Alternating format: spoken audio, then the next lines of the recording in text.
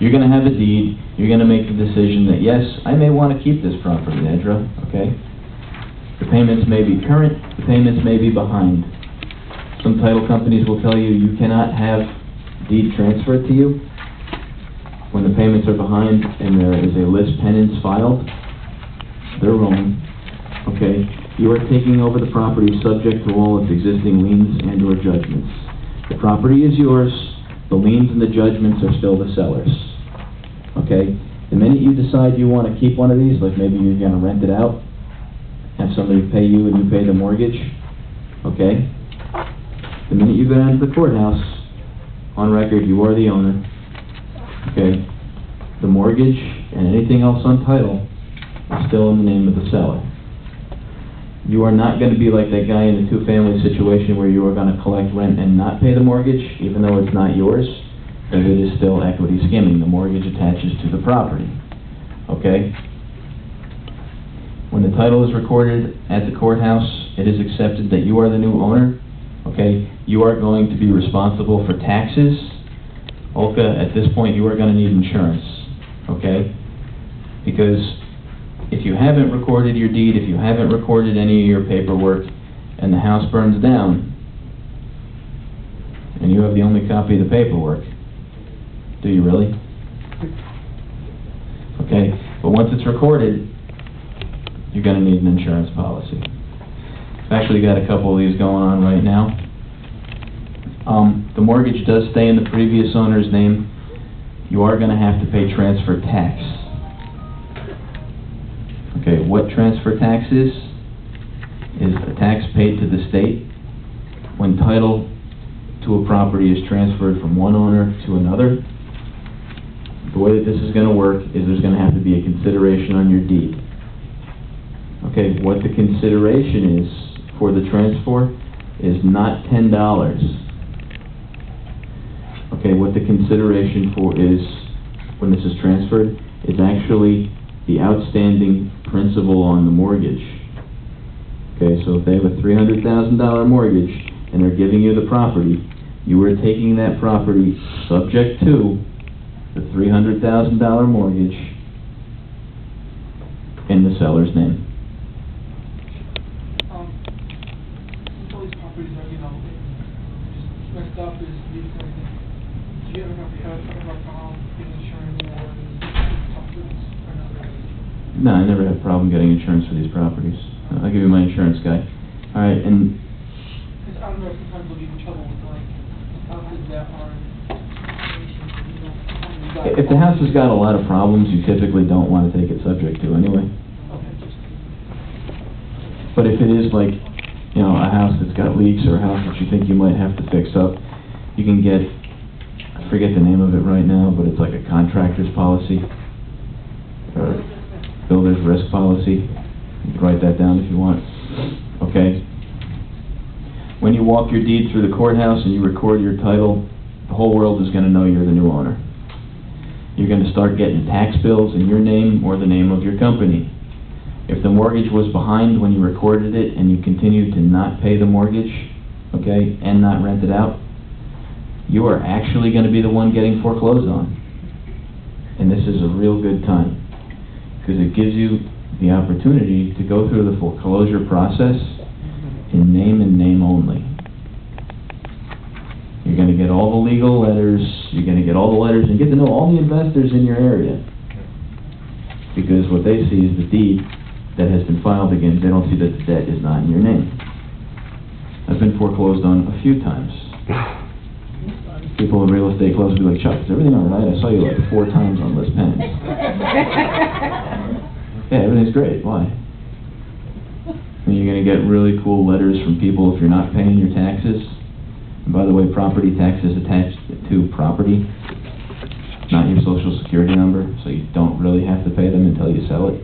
You can kind of just let them run like a bar tab, pick them up at the end. But you'll get letters in the mail from like tax lien buyers. They're even better if they're like in the name of your LLC.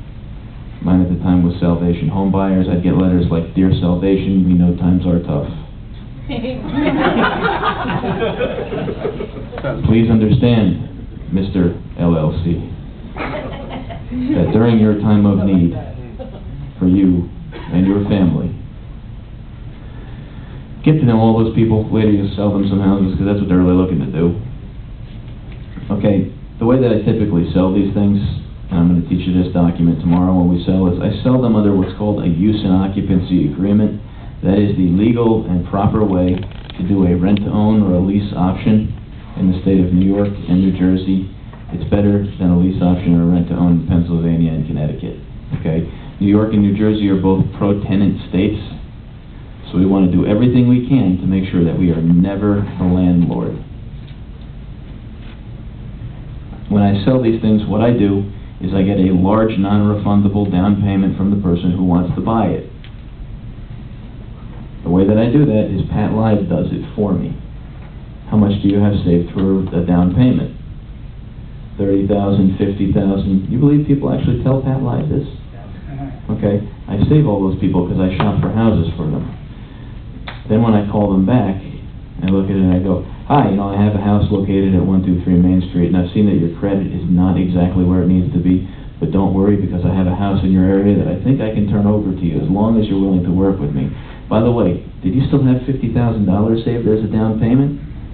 No, I have more. I have 55 now. We were looking to buy a house.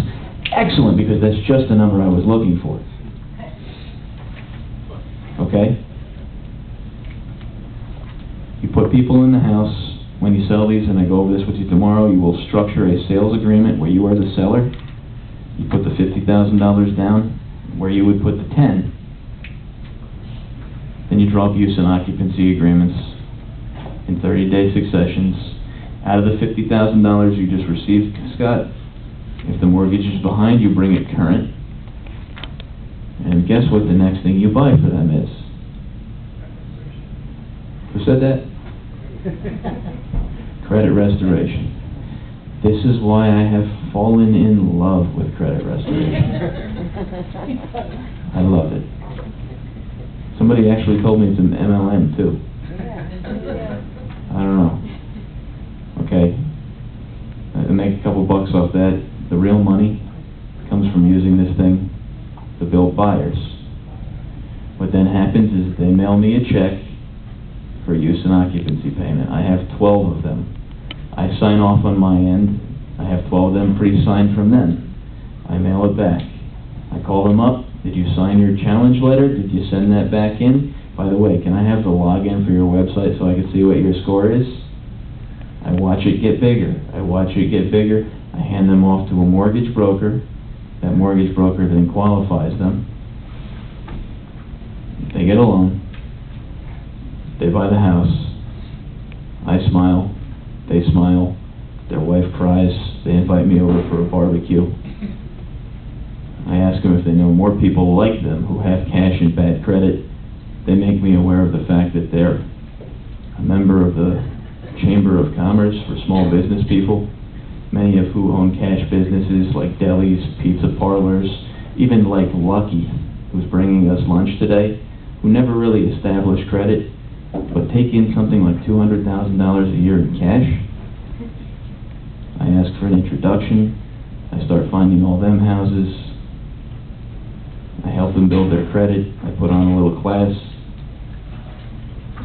A light shines down from the heavens. And it works.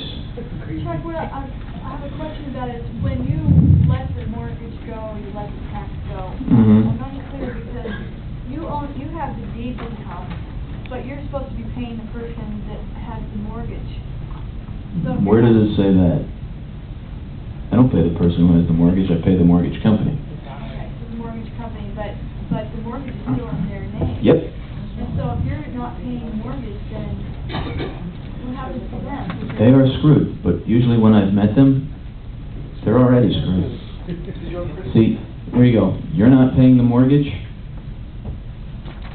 Any chance that you're gonna? No? Well, I might.